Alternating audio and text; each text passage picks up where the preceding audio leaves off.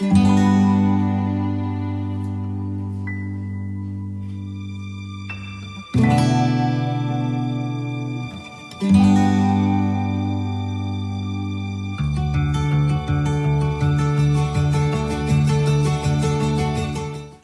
textos de este tercer domingo de Cuaresma son altamente significativos. Yo diría casi que tan significativos que nos van concretando nuestro caminar hacia la Pascua. Nuestro caminar y discernir en cada momento los mejores caminos para vivir esa resurrección. Pues bien, vamos a ver cuál es el estatuto de la ley, de los mandamientos en la vida de un cristiano, cuál es el sentido de la ley, porque la ley no puede ser un refugio para nosotros, porque Jesús ha venido a traernos una nueva ley, que es la ley del amor. Pero esa ley del amor tenemos que vivirla en el día a día desde la perspectiva que San Pablo nos va a decir también en este texto de este domingo. Tercer domingo de Cuaresma, ciclo B, 3 de marzo de 2024. Lectura del libro del Éxodo. En aquellos días el Señor pronunció estas palabras: Yo soy el Señor tu Dios, que te saqué de la tierra de Egipto, de la casa de esclavitud. No tendrás otros dioses frente a mí. No te fabricarás ídolos, ni figura alguna de lo que hay arriba en el cielo, abajo en la tierra o en el agua debajo de la tierra. No te postrarás ante ellos ni les darás culto, porque yo, el Señor tu Dios, soy un Dios celoso, que castigo el pecado de los padres en los hijos hasta la tercera y cuarta generación de los que me odian. Pero tengo misericordia por 1000 generaciones de los que me aman y guardan mis preceptos. No pronunciarás el nombre del Señor tu Dios en falso, porque no dejará el Señor impune a quien pronuncie su nombre en falso. Recuerda el día del sábado para santificarlo. Durante 6 días trabajarás y harás todas tus tareas, pero el día séptimo es día de descanso, consagrado al Señor tu Dios. No harás trabajo alguno, ni tú, ni tu hijo, ni tu hija, ni tu esclavo, ni tu esclava, ni tu ganado, ni el emigrante que reside en tus ciudades. Porque en 6 días hizo el Señor el cielo y la tierra, el mar y lo que hay en ellos, y el séptimo día descansó. Por eso bendijo el Señor el sábado y lo santificó. Honra a tu padre y a tu madre, para que se prolonguen tus días en la tierra que el Señor tu Dios te va a dar. No matarás, no cometerás adulterio, no robarás, no darás falso testimonio contra tu prójimo, no codiciarás los bienes de tu prójimo, no codiciarás la mujer de tu prójimo, ni su esclavo ni su esclava, ni su buey ni su asno, ni nada que sea de tu prójimo. Señor, tú tienes palabras de vida eterna. La ley del Señor es perfecta, es descanso del alma. El precepto del Señor es fiel e instruye al ignorante. Los mandatos del Señor son rectos y alegran el corazón. La norma del Señor es límpida y da luz a los ojos. El temor del Señor es puro y eternamente estable. Los mandamientos del Señor son verdaderos y enteramente justos. Más preciosos que el oro, más que el oro fino, más dulces que la miel de un panal que destila. Señor, tú tienes palabras de vida eterna. Lectura de la primera carta del apóstol San Pablo a los Corintios. Así, mientras los judíos exigen signos y los griegos buscan sabiduría, nosotros predicamos a un Cristo crucificado, escándalo para los judíos, necedad para los gentiles, pero para los llamados judíos o griegos, un Cristo que es fuerza de Dios y sabiduría de Dios, porque la locura divina es más sabia que las personas y lo débil de Dios es más fuerte que los hombres. Lectura del Santo Evangelio según San Juan. Se acercaba la Pascua de los judíos y Jesús subió a Jerusalén y encontró en el templo a los vendedores de bueyes, ovejas y palomas y a los cambistas, sentados haciendo un azote de cordeles, los echó a todos del templo, ovejas y bueyes, y a los cambistas les esparció las monedas y les volcó las mesas, y a los que vendían palomas les dijo: quitad esto de aquí, no convirtáis en un mercado la casa de mi Padre. Sus discípulos se acordaron de lo que está escrito: el celo de tu casa me devora. Entonces intervinieron los judíos y preguntaron: ¿qué signos muestras para obrar así?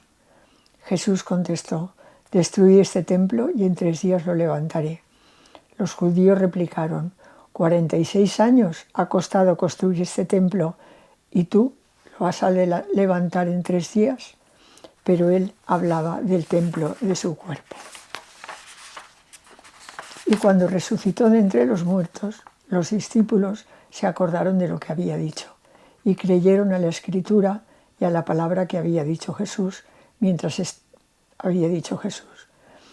estaba en Jerusalén por las fiestas de Pascua. Muchos creyeron en su nombre, viendo los signos que hacía. Pero Jesús no se confiaba a ellos, porque los conocía a todos y no necesitaba el testimonio de nadie sobre un hombre, porque él sabía lo que había dentro de cada hombre. La primera lectura es del libro del Éxodo. El libro del Éxodo que nos cuenta esa salida del pueblo de Israel de Egipto. Pues bien, en este texto vemos cómo en el capítulo 19 el pueblo de Israel ha llegado al Sinaí. Moisés ha ascendido a lo alto de la montaña para encontrarse con Dios. Y el texto de hoy es justamente el capítulo 20, que es el punto de partida de lo que llamamos en la Torá, los 5 primeros libros de la Biblia para el judaísmo, o el Pentateuco para los cristianos o para nosotros, es el punto de partida de la ley mosaica, que va desde el capítulo justamente 20 hasta el libro del Deuteronomio, pasando por el Levítico. Y es ahí donde en el marco del Sinaí se va a legitimar todo ese gran paquete legislativo, litúrgico, etc. Es lo que llamamos el germen del judaísmo, que junto a las tradiciones de los rabinos, de los antiguos, de las que nos hablan también el Evangelio de Marcos y de Mateo, formarán posteriormente el Talmud, es decir, ese conjunto de interpretaciones por parte de los maestros de la ley de todos esos textos legislativos. ¿Cuáles son las características más importantes de este judaísmo? En primer lugar, la circuncisión, el monoteísmo estricto, el rechazo de la idolatría y el respeto del Shabbat. Estas son características esenciales y que forman parte del judaísmo, que se va a convertir en una religión de la ley, una confesión de fe, el Shema Israel del Deuteronomio, un culto en el templo regular y conducido y una conducta pormenorizada a partir de la ley. Y todo esto es lo que va a dar identidad a ese pueblo de Israel, al pueblo judío. Los mandamientos que hemos leído hoy, el Decálogo, son esenciales para comprenderlo. Pero los hemos de ver desde la perspectiva del Sermón de la Montaña. No he venido a abolir la ley, sino a darle cumplimiento. Teleomai, el verbo, en el pluscuamperfecto. Una acción que viene del pasado, lo que estamos viendo hoy, que se realiza en el presente con la llegada de Jesús y que se abre hacia el futuro. Los mandamientos de la ley de Dios son válidos desde esta perspectiva. Y así los recoge el Nuevo Testamento, excepto el tema del Shabbat, que evidentemente posteriormente, ya en el siglo II, la Iglesia va a pasar al domingo para celebrar la resurrección. Bueno, pues esta es la perspectiva del Antiguo Testamento. Y en San Pablo esa perspectiva se completa. San Pablo, en la carta a los Corintios, justamente en esta ciudad de Corinto, donde se confrontaban distintas religiones, distintas tradiciones filosóficas, culturales, etc., vemos cómo la sabiduría de Dios, que es la cruz, que es la debilidad, eso es justamente lo que se convierte en fuerza. Pues lo necio de Dios es más sabio que los hombres y lo débil de Dios es más fuerte que los hombres. Y confronta lo que piden los judíos. Signos buscan los judíos, los griegos buscan sabiduría. Pero ¿cuál es la sabiduría de Dios? Cristo crucificado, que se convierte, porque no lo entienden, en escándalo para los judíos y en necedad para los gentiles.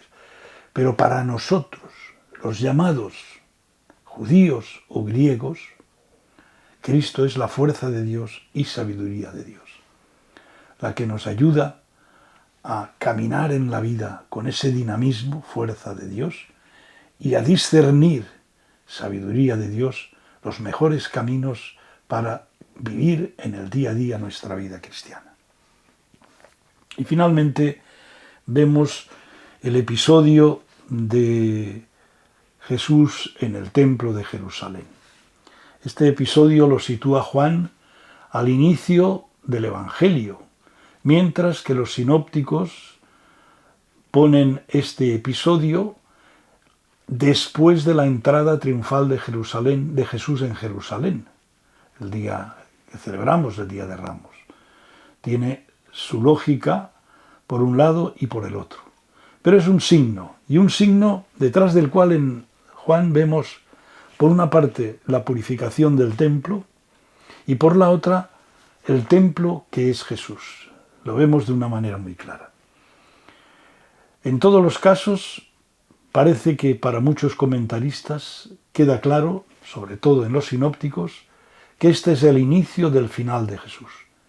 Jesús ha realizado un signo muy fuerte, que debió, si desde el punto de vista histórico podemos de alguna manera certificar que fue así, debió de ser muy fuerte hasta el punto de que los encargados del templo, sumos sacerdotes, escribas, fariseos, todos aquellos que querían mantener el estatus del templo, el que este rabino que venía de Galilea realizara este signo era desestabilizador del templo, y esto no debió de gustarles. Por eso se sitúa como el inicio del final para muchos comentaristas. Bien, ¿qué es lo que en el fondo Jesús pretende? En el fondo Jesús no ataca al templo, ni ataca a la religión judía. De hecho, Jesús aparece cuando entra en Jerusalén predicando en el templo, en el atrio de Salomón, y todos los días acudía al templo.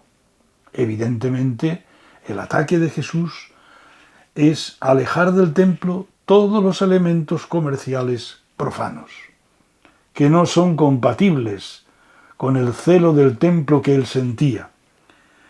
Habéis convertido en un mercado la casa de mi padre. Él se identifica totalmente. El celo de tu casa me devora. Hace referencia San Juan a un texto del profeta Zacarías. Y a continuación habla justamente en la conversación, en la segunda parte del Evangelio, en esa conversación con los judíos, habla de 46 años ha costado construir este templo y tú lo vas a levantar en 3 días. Evidentemente se está refiriendo, como decía al principio, el trasfondo del templo de Jesús. Se está refiriendo a la resurrección. Y al final, la anotación de San Juan es muy importante. Muchos creyeron en su nombre, pero sobre todo Jesús, los discípulos se acordaron de lo que había dicho y creyeron en la Escritura y en la palabra que había dicho Jesús. Nos está diciendo a cada uno de nosotros que el templo para nosotros ahora es Jesús, Jesús resucitado presente en nuestra vida, y que desde él todo adquiere sentido.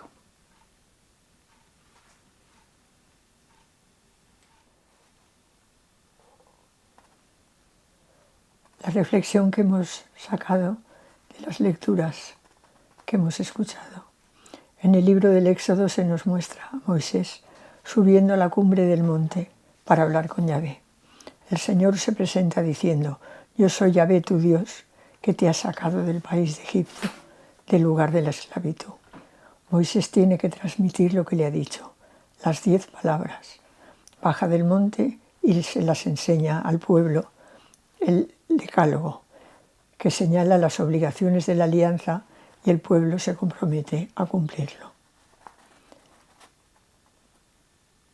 En la epístola a los Corintios, Pablo dice que la cruz aparece como un fracaso para judíos y griegos. Sin embargo, en la fe, la cruz aparece como sabiduría divina. Pablo habla del Cristo crucificado frente al que no caben divisiones, valer más o valer menos, ser primeros o últimos. En la cruz Cristo se revela en el Dios que se ha bajado a nosotros. El Evangelio de Juan nos presenta la escena en que Jesús echó a todos del templo, ovejas y bueyes, a los cambistas, les esparció las monedas, les volcó las mesas. Es un acto profético en el marco de la Pascua, la gran fiesta de peregrinación de los judíos piadosos a Jerusalén. Está ahí, en el corazón del Evangelio, para ser una crítica de una religión sin corazón, con la que muchas veces queremos comprar a Dios. Es la condena de la religión sin fe y sin espiritualidad.